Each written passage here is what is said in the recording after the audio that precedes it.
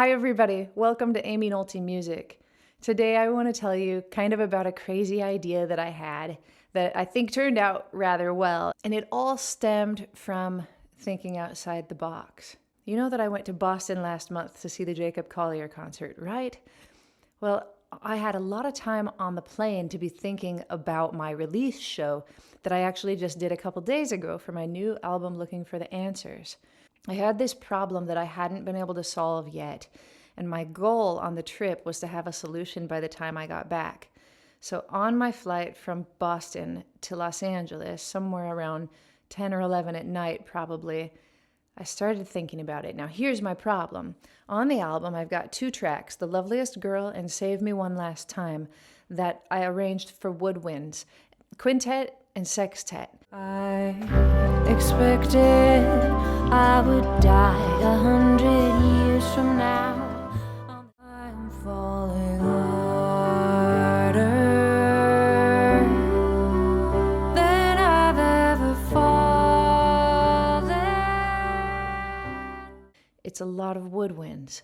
And I knew that I wasn't going to be able to hire that many musicians because of, money at my show. And I didn't know how I was going to get that woodwind sound with those songs. My first idea was that maybe we could isolate the woodwinds from the recordings and play along with a track, but that didn't seem like a very good idea. And plus, we'd all have to stay in tempo the whole time. Like, it would have been a mess. It couldn't have happened. Other idea was to maybe just hire one or two woodwind players, but then I would be neglecting notes of the harmony, so that didn't seem like a good idea to me. Even if I were to cover them in the piano myself, didn't seem like the right choice. And to tell you the truth, hiring even one or two extra guys would have put me over budget. Then I thought, is there some way that I could arrange my piano part and the guitar part to somehow cover most of the notes that we need? And that didn't sit quite right with me either. Then I thought, what would be nice is if I could have like a choir that could sing, but then I run into the same problems. Like if I were to have a choir sing these woodwind parts, I can't pay the choir either. So this idea kind of popped into my head, and I just ended up running with it. So here's the idea. My idea was that I do take the woodwind parts and arrange them for soprano, alto, tenor, bass, with the idea that the audience members that know how to sing and, more importantly, know how to read could ooh and ah and be the woodwinds at the release show. It's kind of a big step to take, assuming that there will be enough singers in the audience that can read well enough to pull off these parts. So then the wheels started turning a little bit more. And I thought, okay, so first step would be, arranging, like taking the woodwind parts, making sure they work for choir. That would be my first step. Assuming that that works, I'll make nice, clean copies for everybody to read. But it would be nice if they could get a hold of the music before the concert. How would I do that? What I ended up doing is just that. I asked my friend Bradley Hampton, who's a wonderful copyist, to help me to make sure all of these parts were easy to read, and it was just a beautiful PDF that I had.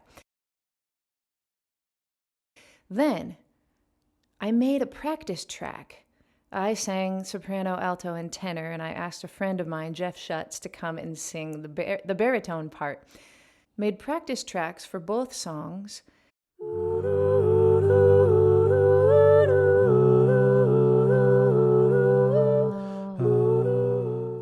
And then my idea was that I could actually make a spot on my website where anybody could go, view the PDFs ahead of time, listen to the practice track, and sing along with their part so that they could actually practice before the show. Then I thought, how am I going to get the word out? So this is where my son came on board. He helped me to make a flyer. And in the flyer, we included the information about the release show, and then at the bottom, it's an interactive concert. Click the QR code for your part. My web designer helped me, to put a QR code with the web page. So anybody who saw the flyer could now scan the QR code or click the link that we included. Very easy link. and go to that website and practice ahead of time their part so that they could actually do a good job from the audience. What I do with the flyers, I sent them to as many heads of jazz departments as I knew in the Los Angeles area and asked them if they would print them and put them on bulletin boards in their respective colleges. And most of them were completely happy to do that. And I'm happy to say that a large number of people who attended my concert were students from these universities and schools around the area who were good singers. Now that was my main concern after it. Were there going to be enough good singers to actually pull this off? And what I decided was that I could read the score while I was up there performing. I could play and sing and try to, pull off playing as many of the notes in the woodwind parts as I could by myself, so that if they didn't nail all of the notes, it wouldn't really be a problem. So I'm kind of playing as a guide to help the singers during the concert, and also just in case they're not nailing all the parts. So then it just became less about making an authentic woodwind imitation for me, and more about how would I feel if I was in the audience participating in this kind of a thing. And what I thought was that it would be so fun, and I would love it if somebody would give me music as an audience member to sit there in the audience and actually be a part of the concert. Now, they weren't going to be mic'd either, so I didn't know how it was going to sound and if it was going to be audible, but I did record that night. I posted most of my show yesterday on a video if you'd like to see most of the live concert, but I didn't post The Loveliest Girl and Save Me One Last Time. We did The Loveliest Girl first, and I kind of felt like it was a warm-up song for the audience to kind of get the feel of how it would be to sing from their seats. And it turned out okay, but I do feel like by the time we got to Save Me One Last Time, they were a little more savvy about how the whole thing ought to go down, and I think they sang out a little more. And so the camera's in the audience, and I think it kind of picked up what you might have heard if you were sitting in the audience that night. And it's a warm, beautiful, just kind of foundation or layer that just sits there and fills everything up a little bit. I don't think it was perfect by any means, but I think it let people feel like they were involved. And it let them, have that resonation, like the vibrations of the music were in them because they were making sounds and they were contributing to what's going on stage, like they were a part of the band for a little bit. And I think it created unity. I also need to tell you that I printed out copies for everybody to have that night. So even if they didn't get the QR code or look at the link ahead of time, they could hold a real copy in their hand. And I'm excited about that possibility. I know that, I've watched for years Bobby McFerrin conducting audiences and making them a part of his show. There's something so beautiful about that.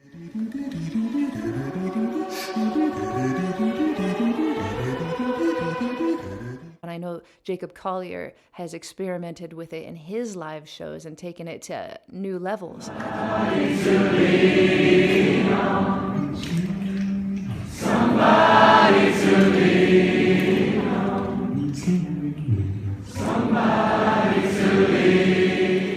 That's been something that excites me.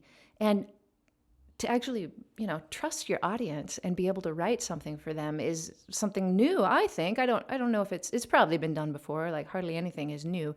But, say you had a gig in Boston with all the Berklee students in attendance. All of you students that are going to jazz school, I think this is a real possibility for your concerts, that you could actually include the audience, either to take the place of instruments or to just be their own thing that you create from the very beginning. If you're at a school where people are music students and they'll be in the audience, you can trust those people to read their parts. The camera is kind of close to my husband, who is a good reader and had a little bit of practice before the show, so I think the baritone part stands out just a little bit more because of John's voice. But I'll let you hear it, and I think it's just warm and lovely, and not perfect, but it did what I hoped it would do, which is still add the warmness of the woodwinds in their harmony in a different way, and saved me money, but I still heard those sounds. And being on stage, I heard them less than the people in the audience heard them, but it still just kind of lit a fire under me knowing that everybody was on the same page. That was a fun feeling. Take a listen to the end of the concert. At least I know there's something left to feel. 'Cause you're the only thing about me that's for real. I think you're gone for good this time. And I'm falling harder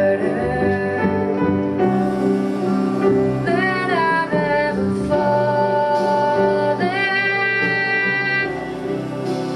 falling into nothing.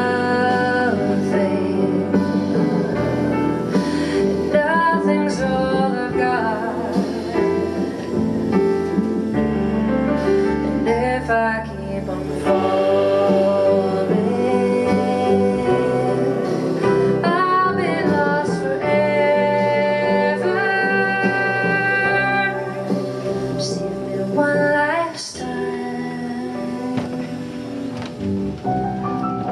Save me one last time.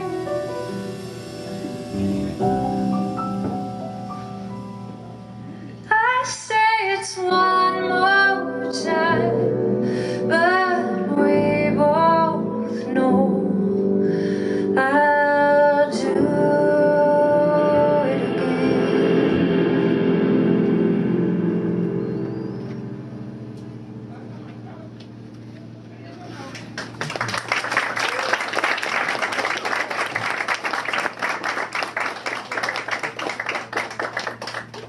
What do you think? Is it fun? Sometimes when you're looking for solutions to your problems, your musical problems, or, I suppose any problem, for me, it was late at night when I was exhausted on an airplane.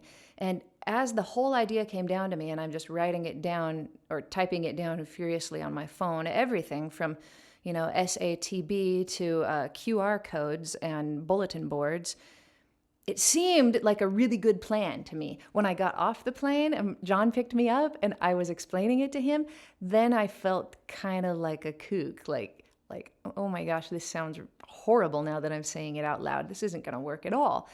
But then I slept on it for a day or two, and again, it seemed like it would be a pretty good idea. And I didn't know how it would work or if it would work, but it's just a show, it's just one night, and why not take a little chance, go for it.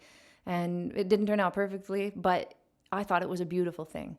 So if you're looking for solutions to your problems, sometimes you might get an idea that's just a little bit outside the box, and I'm going to encourage you to run with it. I think beautiful things can come from crazy ideas. Thanks for watching. Don't forget to pick up the album. I'm so excited for how well it's done. Thanks to all of you.